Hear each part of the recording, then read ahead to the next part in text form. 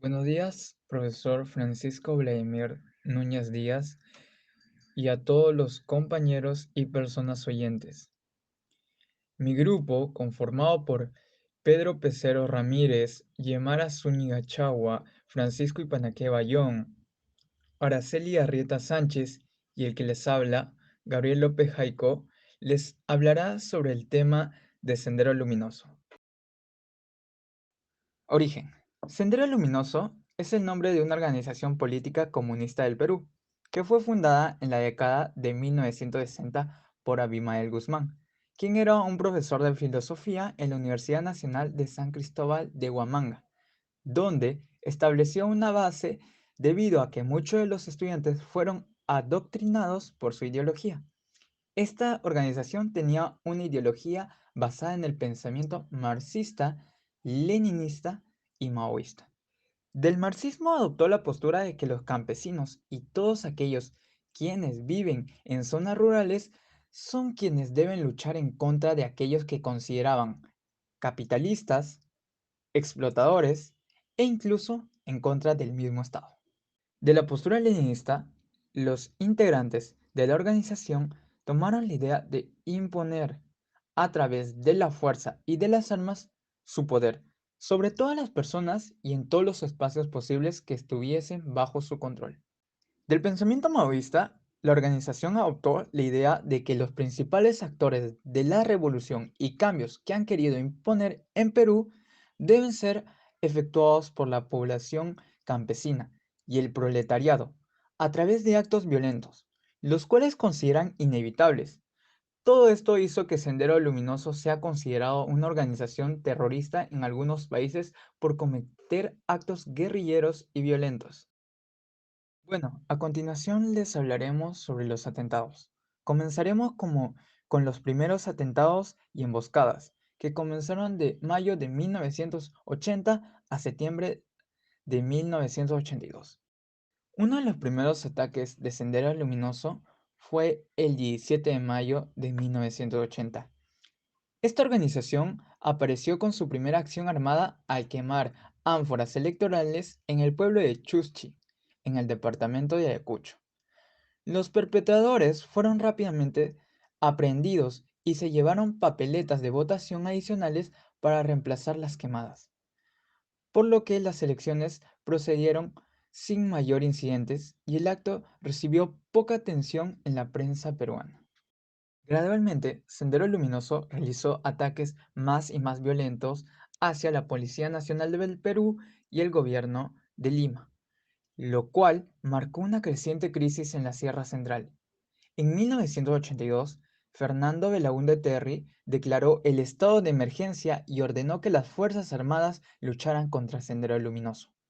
Los derechos constitucionales fueron suspendidos por 60 días en las provincias de Huamanga, Huanta, Cangallo, La Mar y Víctor Fajardo.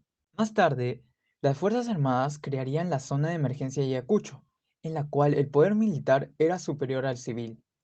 En la localidad de Uchuracay, Sendero Luminoso asesinó a 135 comuneros de los 470 registrados en el censo de 1981, siendo esta localidad un ejemplo de lo que estaba sucediendo en las regiones del centro y sur andino. Bueno, ahora les hablaré sobre la escalada y el pico de la violencia, que tuvieron masacres y atentados, comenzando desde el enero de 1983 a junio de 1986. Sendero Luminoso continuó su lucha armada desde las zonas rurales e inició su temporada de aniquilamiento de autoridades civiles y políticas, a la vez todo vestigio de autoridad estatal. Asimismo, asesinó a supuestos soplones, pobladores a quienes se les acusó de enviar noticias y apoyo logístico a los militares. En muchos casos, como el del pueblo ayacuchano de Lucanamarca, estas masacres aniquilaron prácticamente a toda la comunidad. También empezaron los ataques a las líneas de alta tensión que causaron apagones, dejando a ciudades enteras sin suministro. Las estrategias del Sendero Luminoso incluían Además, la colocación de coche bombas frente al Palacio de Gobierno y el Palacio de Justicia. Asimismo, en diversas ciudades del interior del país se llevaron a cabo paros armados, durante los cuales los senderistas tomaron el control de la ciudad y se suspendieron todas las actividades productivas. Seguidamente les hablaré sobre el declive y la captura. Sendero Luminoso fue perdiendo apoyo de parte de la población, mayormente de la sierra, que al principio le mostró mucho de su apoyo. Un factor que influyó fue que Sendero quería dejar las costumbres andinas, por lo que fue rechazado por muchos campesinos. Otro factor fue su accionar violento. Sus integrantes asesinaban a todos los que estaban en contra de sus ideales, llamándoles enemigos de la revolución.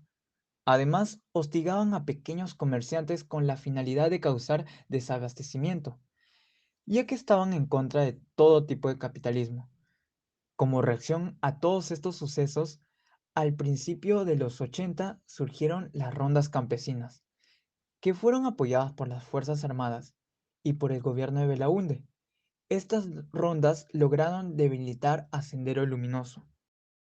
Finalmente, se logró terminar con el movimiento de Sendero Luminoso el 12 de septiembre de 1992, cuando por la noche se capturó a Abimael Guzmán, quien era el cabecilla de este grupo terrorista. El suceso fue concretado por el GEIN, Grupo Especial de Inteligencia, en el distrito de Surquillo. La casa donde fue encontrada estaba en la calle Varsovia con el número 459. Finalmente, hablaremos sobre las conclusiones. El debilitamiento paulatino del glorioso camino de la guerrilla, su restricción a una sola área reservada en la selva y la fuerte caída en su tasa de apoyo son buenas noticias para el futuro del Perú. Sin embargo, es un pecado de optimismo estar seguro de que la lucha con este grupo ha terminado. La desaparición del grupo violento Sendero Luminoso tardará varios años en llegar. Además, el fracaso de este grupo será solo otro paso positivo para el Perú en el futuro, luego de lo cual la labor del gobierno será evitar su resurrección o el surgimiento de un nuevo grupo de esta amenaza. Asimismo, se debe prestar especial atención a las futuras amenazas que plantean todos estos ex miembros de las luminarias, que cumplirán sus condenas en los próximos años. Una adecuada reintegración social es la clave para evitar el renacimiento de la guerrilla. Sendero Luminoso ha causado millones de muertes propiciadas por la falta de eficacia política, la corrupción y la falta de atención a las zonas necesitadas más pobres.